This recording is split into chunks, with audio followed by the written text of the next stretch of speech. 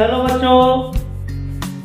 बच्चों आज हम 12th फिजिक्स में जो आपका चैप्टर चल रहा है इलेक्ट्रिकल सर्किट या विद्युत परिपथ, उसका आज का हमारा टॉपिक है व्हीट स्टोन सेतु या व्हीट स्टोन ब्रिज।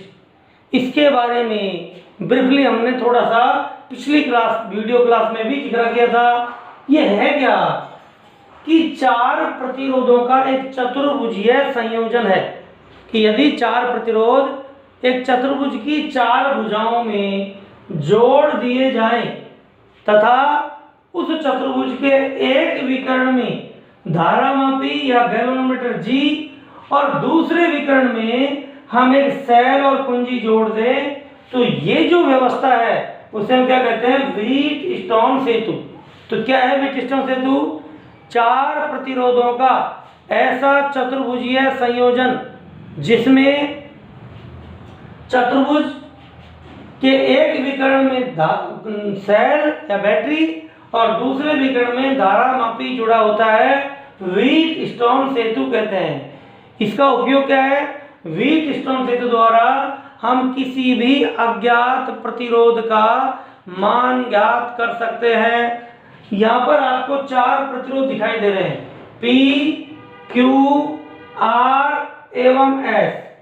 P और Q को हम आनुपातिक प्रतिरोध कहते हैं और इन भुजाओं को आनुपातिक भुजाएं कहेंगे। तो P और Q क्या है? आनुपातिक प्रतिरोध। आपकी R है, ये इस प्रतिरोध का मान हमें ज्ञात होता है, इसलिए इसे कहते हैं ज्ञात प्रतिरोध भुजा या मानक प्रतिरोध भुजा।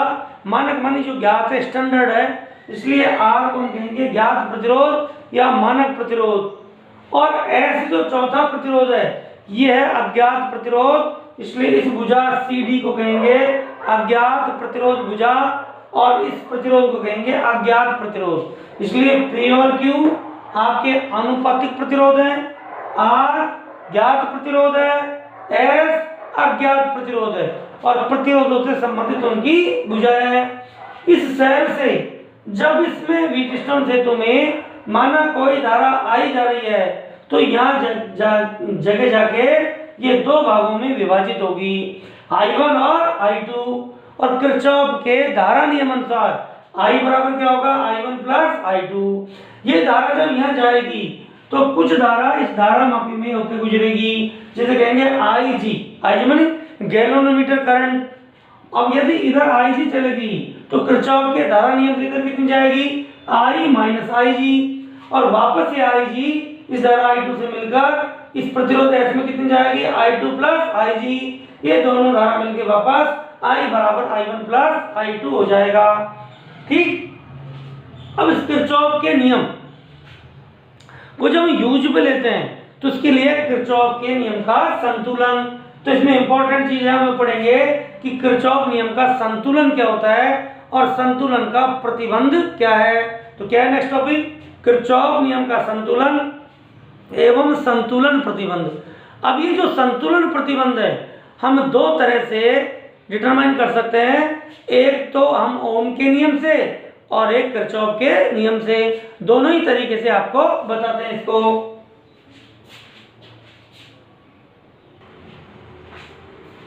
अब है बच्चों हमारा व्हीट स्टोन सेतु का सिद्धांत एवं संतुलन अवस्था। देखिए, यदि इस बैटरी से कोई धारा आई जा रही है तो ये दो भागों में I1 और I2 में बट गई, और हमने पढ़ रखा है कि किसी भी प्रतिरोध से होकर धारा जाएगी तो वहां विभव का पतन होगा, कुछ वोल्टेज खर्च होगी। अब देखिए, A बिंदु से धारा इधर गई और इधर गई, यहाँ कुछ विभव पतन हुआ तो आपके B बिंदु पर विभव VB है जो VA से क्या होगा? कम होगा, और D बिंदु पर विभव है VD। अब B और D के विभव की तीन कंडीशन हो सकती है। Number first, VB greater than VD, B पर विभव D से ज्यादा हो तब धारा क्या चलेगी? B से D की ओर जाएगी। यदि B पर विभव D के विभव की तुलना में ज्यादा हो तो धारा कहाँ जाएगी? B से D की ओर और धारा मापी में धारा बहेगी। कंडीशन सेकंड, यदि V B less than V D, तब धारा कहां चलेगी, डी से बी की ओर आएगी, क्योंकि हम पढ़ चुके हैं कि विद्युत धारा सदैव उच्च विभव से निम्न विभव की ओर प्रवाहित होती है। कंडीशन थर्ड कि यदि वी बी बराबर वी डी हो, तब बी डी भुजा में अर्थात धारा मापी जी में, धारा मापी है जिसे कैलोरीमीटर कहते हैं, जी में कोई धारा प्रवाहित नहीं होगी, कोई धारा प्रवाहित नहीं होगी। ठीक, अब देखिए आपकी नदी के ऊपर जो ब्रिज होता है, सेतु, क्या उसमें पानी आपको प्रभावित करता है क्या? नहीं, सेतु के ऊपर से कोई पानी नहीं है, पानी नदी में बह रहा है। तो आप देखिए इस कंडीशन में आपके इस वायर में भी करंट है, इसमें भी करंट है, इसमें भी करंट है, इसमें भी करंट है, लेकिन धारा मापी में कोई करंट नहीं है, इस भुजा में कोई करंट नहीं है। यदि आप इसे टच करो तो इसमें कोई करंट नहीं होगी। देखिए आप कितना रोचक है आपका, इस वायर में करंट, इस वायर में करंट, इस वायर में करंट, इस वायर में करंट, और ये वायर यहाँ बिंदु से टच है, फिर भी इसमें करंट नहीं है। क्यों? क्योंकि बैलेंस हो रहा है, आपका जितना इधर उतना ही इधर। तो करंट क्यों नहीं फ्लो हो रही? क्योंकि लेवल बराबर है। आपका पानी कब फ्लो नहीं होगा? जब पानी का लेवल बराबर होगा। इसलिए आपके इस अवस्था में ये सेतु संतुलन अवस्था में कहलाता है, और यही सेतु के संतुलन का क्या है, कंडीशन है। कब? जब बिंदु बी और डी पर विभव बराबर हो, उस अवस्था में धारा मापी शून्य विक्षेप की अवस्था में होता है, जीरो डिफ्लेक्शन, इसमें कोई करंट नहीं आएगी।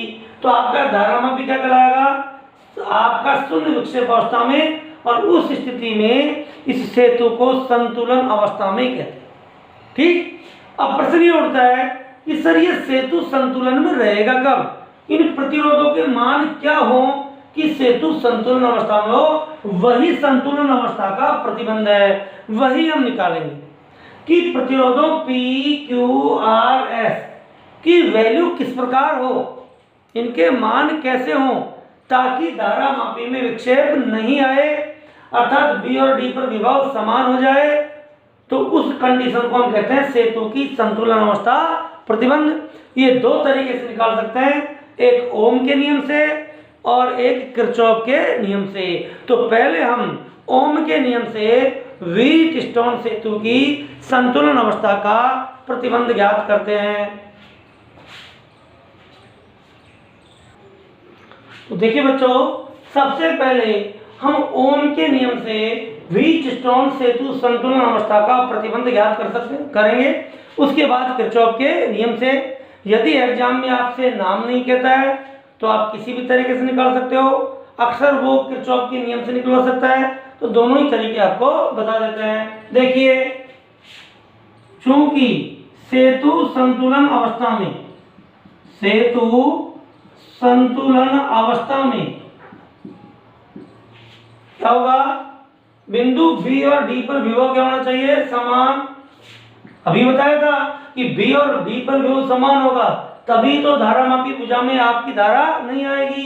तो इसलिए वी बी बराबर वी डी सेतु संतुलन में तभी होगा जब बी पर विभव डी के विभव के बराबर हो, या दोनों तरफ माइनस भी लगा सकते हैं, बराबर माइनस वी डी, दोनों तरफ वी ए जोड़ सकते हैं, वी ए जोड़ दिया बराबर V A minus V D. अब देखिए V A minus V A minus V B क्या है, ए बी भुजा पर विभवांतर, अर्थात प्रतिरोध पी पर विभव पतन, वो क्या हो जाएगा I1P, और V A minus V D I2R, equation number 1। ठीक, एवं पुनः दोबारा फिर लिख सकते हैं V B minus V D, sir V B बराबर वी डी संतुलन अवस्था में होगा तो बी पर विभव डी के विभव के बराबर होगा पुनः। अब वी सी पर विभव दोनों तरफ घटा दें, या इसे लिख सकते हैं VB minus VC is equal to VD minus VC। अब VB माइनस VC क्या है? ये घटा है, क्यों है? क्योंकि B पर विभव ज्यादा है, जब तो धारा इधर जा रही है। तो VB माइनस VC क्या होगा? Q पर आपका क्या वोल्टेज ड्रॉप, तो Q पर वोल्टेज ड्रॉप क्या हो जाएगी? तो यहाँ पर I1 माइनस IG लिया है और यहाँ पर I2 प्लस IG। चूंकि सेतु संतुलन अवस्था में IG बराबर क्या होगा? 0। जब आपका ब्रिज संतुलन में, तो ये धारा क्या रहेगी? 0, क्योंकि इसमें तो करंट आएगी नहीं। तो उस स्थिति में इसमें धारा कितनी रहेगी? I1। तो ये हो जाएगा I1Q is equal to VD minus VC को I2R। ये समीकरण नंबर 2। अब देखिए, हम यह लिख देते हैं समीकरण 1 में 2 का भाग देने पर, भाग दो, तो ये हो जाएगा I1P बटा I1Q is equal to I2R upon, चलिए Q है, ये बच्चों Q है, Q नहीं, ये सॉरी ये R है और यहां पर क्या है? IQS। ये आपका देखिए, ये I1P और I2R और यहाँ पर I1Q और I2S, ये ऐसे अपॉन, ये क्या हो जाएगा? I2S। I1 से I1 कैंसिल, I2 से I2, तो P upon Q is equal to R upon S। ये आपका सेतु संतुलन अवस्था का प्रतिबंध है कि आनुपातिक भुजाओं के प्रतिरोधों का अनुपात मानक प्रतिरोध भुजा के प्रतिरोध और अज्ञात प्रतिरोध भुजा के प्रतिरोध के अनुपात के बराबर हो, तो हम इसे क्या कहेंगे? सेतु संतुलन अवस्था का प्रतिबंध कहते हैं। तो P अपॉन Q बराबर R अपॉन S, जहां P और Q आनुपातिक प्रतिरोध, R आपका मानक प्रतिरोध या ज्ञात प्रतिरोध और S अज्ञात प्रतिरोध है। इस तरह से ओम के नियम से ये संतुलन अवस्था का प्रतिबंध प्राप्त कर सकते हैं। ये शर्त पूरी होगी, उस अवस्था में धारा मापी में कोई धारा प्रवाहित नहीं होगी और सेतु संतुलन अवस्था में कहलाएगा। अब देखिए, इसी को हम किससे? किरचॉफ के नियम से कैसे ज्ञात करते हैं? अब बच्चों, किरचॉफ नियम से व्हीटस्टोन सेतु संतुलन अवस्था प्रतिबंध प्राप्त करना। आप देखिए, यहाँ पर हमारे पास 3 लूप बन सकते हैं। एक लूप हो जाएगा A B G D A, दूसरा लूप हो जाएगा B C D G B, तीसरा लूप हो सकता है A D C E A। हम इन 2 लूपों को लेंगे और किरचॉफ का सेकंड नियम, किरचॉफ वोल्टेज लॉ को लगा देते हैं। देखिए, आपका व्हीटस्टोन सेतु का संतुलन अवस्था प्रतिबंध प्राप्त हो जाता है। सबसे पहले आप इस तरह से चित्र बनाओगे, इस लूप को ले लो नंबर 1 और इस लूप को नंबर दे दें 2। लिखेंगे लूप 1 में, यहां से चलते हैं A B G D A दिशा में चलते हुए इधर हम रोटेट हो रहे हैं, अर्थात इस तरह रोटेट हो रहे हैं चलते हुए KVL से, किरचॉफ के वोल्टेज लॉ से। मैंने कहा था कि यदि आप धारा की दिशा में प्रतिरोध पर जाते हो, धारा जिधर जाती है उधर उच्च विभव, इधर निम्न विभव, तो सबसे पहले आप पहुंचोगे P पर, ये उच्च ये निम्न, ठीक। तो आपकी विभव वोल्टेज जो ड्रॉप है या विभव पतन किसमें होगा? माइनस में, तो हो जाएगा -I1P। फिर आप पहुंचे B पर, इस बुझा पाओ धारा मापी का प्रतिरोध माना G, धारा धारी इसमें IG, तो ये हम धारा की दिशा में है, तो हो जाएगा -IG गुना कैपिटल G। ये इस पर विभव पतन हो गया। यहाँ गए D से A भुजा में जाओ, यहाँ में धारा के विपरीत है, अर्थात किसमें आएगा? प्लस में, तो ये प्लस ये माइनस, तो निम्न से उच्च विभव की ओर जा रहे हो तो प्लस आएगा, प्लस ये हो जाएगा I2 R, क्या हो गया I2 R, और इज इक्वल टू क्या हो जाएगा 0। ठीक है बेटो। अब देखो, चूंकि सेतु संतुलन अवस्था में, सेतु संतुलन अवस्था में है, अतः आई जी बराबर क्या होगा 0। ये बता रखा है कि जब सेतु संतुलन में होगा तो धारा मापी में कोई धारा प्रवाहित नहीं होगी, तो आई जी का मान क्या कर दो 0, तो minus I1P plus I2R is equal to 0, या इसको इधर ले जाओ प्लस हो जाएगा, इसको लिख सकते हैं I1P बराबर I2R, ये समीकरण नंबर 1। ठीक, अब हम दूसरे लूप में ले, इसमें भी इधर रोटेट हो जाते हैं, लूप बी, लूप 2 में कहां से चले, B C D G B दिशा में चलते हुए, किससे, KVL से, किरचॉफ वोल्टेज लॉ से।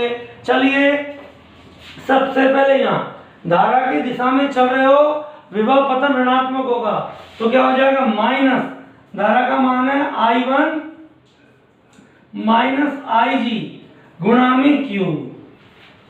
फिर यहां पर धारा के विपरीत चल रहे हो तो ये हो जाएगा प्लस, तो प्लस I2 प्लस IG गुणा में S। यहां पर धारा के विपरीत दिशा में चल रहे हो तो प्लस IG गुणा capital G is equal to 0, या कैपिटल G धारा मापी का प्रतिरोध माना गया है। चूंकि IG बराबर 0, क्योंकि सेतु संतुलन अवस्था में ऊपर लिख रखा है, तो क्या हो जाएगा माइनस I1Q प्लस I2S बराबर 0, या I1Q बराबर I2S, ये समीकरण नंबर 2। ठीक, फिर वही काम कर दे जो हमने किया था। देखिए क्या लिख दें, यहां देखो क्या लिख रहे हैं हम, समीकरण 1 में 2 का भाग देने पर, भाग देता हूं, समीकरण 1 कह रहा I1P बटा I1Q बराबर I2R अपॉन I2S, I1 से I1 कैंसिल, I2 से I2 कैंसिल, तो P अपॉन Q बराबर R अपॉन S। ये क्या है, सेतु संतुलन अवस्था का प्रतिबंध है। तो हमने देखा हम इसे ओम के नियम से भी ज्ञात कर सकते हैं और किरचॉफ के नियम से भी ज्ञात कर सकते हैं। देखिए बच्चों, अभी हमने सेतु संतुलन प्राप्त किया, P अपॉन Q बराबर R अपॉन S, अर्थात आनुपातिक भुजाओं के प्रतिरोधों का अनुपात अज्ञात प्रतिरोध और मानक प्रतिरोध और ज्ञात प्रतिरोध के अनुपात के बराबर हो, उस अवस्था में सेतु संतुलन अवस्था में कहलाता है और धारा मापी में कोई धारा प्रवाहित नहीं होती है। आप सोच रहे हो कि बार बार इस पर क्यों जोर दे रहे हो, क्योंकि आगे चैप्टर में इसका खूब ज्यादा उपयोग है। इसको हम इस तरह लिख सकते हैं कि इसको वज्र गुणा करें तो P गुणा S बराबर Q गुणा R, ये भी लिख सकते हैं। ठीक, तो इसको ये भी लिख सकते हैं P बटा R बराबर Q बटा S, अर्थात P बटा R बराबर Q बटा S। तो इसका मतलब ये भुजा कैसी भुजा है, आसन्न भुजा। कैसी भुजा है, आसन्न भुजा। तो कोई भी दो आसन्न भुजाओं का प्रतिरोध का अनुपात उसी सीक्वेंस में शेष आसन्न भुजाओं के अनुपात के बराबर होगा। जैसे P बटा R तो Q बटा S, P बटा Q तो R बटा S, Q बटा P तो S बटा R बटा P तो S बटा Q। किधर भी लो, अर्थात आपकी जो भुजाएं एक बिंदु पर जुड़ रही हैं उसके अनुपातों का, उसके प्रतिरोधों का अनुपात शेष दो भुजाओं का प्रतिरोधों का उसी क्रम में अनुपात के बराबर होगा। आप इधर भी ले सकते हैं, ये P बटा R बराबर Q बटा S। एक तो इसमें कंफ्यूज नहीं होना है। नंबर 2, ये जो आपका संतुलन प्रतिबंध है वो इस सेल के आंतरिक प्रतिरोध पर निर्भर नहीं करता है। कई बार वाइवाम पूछ ले क्या इस सेल का आंतरिक प्रतिरोध कुछ बदल दें तो सेतु संतुलन पर प्रतिबंध पड़ेगा? नहीं, क्योंकि हमारे आंतरिक प्रतिरोध का यहाँ पर कोई डेरिवेशन में काम नहीं आ रहा है। नंबर 3, यदि P Q R S चारों प्रतिरोध बराबर हो जाएं, P बराबर Q बराबर R बराबर S, तो ये आपका जो डिवाइस है, ये संयोजन है, बहुत अधिक सेंसिटिव या सुग्राही होता है और अल्प प्रतिरोध भी ज्ञात किए जा सकते हैं। और नेक्स्ट, इसका उपयोग करते हैं अज्ञात प्रतिरोध को ज्ञात करने में। इस पर आधारित उपकरण है मीटर सेतु, मीटर ब्रिज, कैरी फॉस्टर सेतु,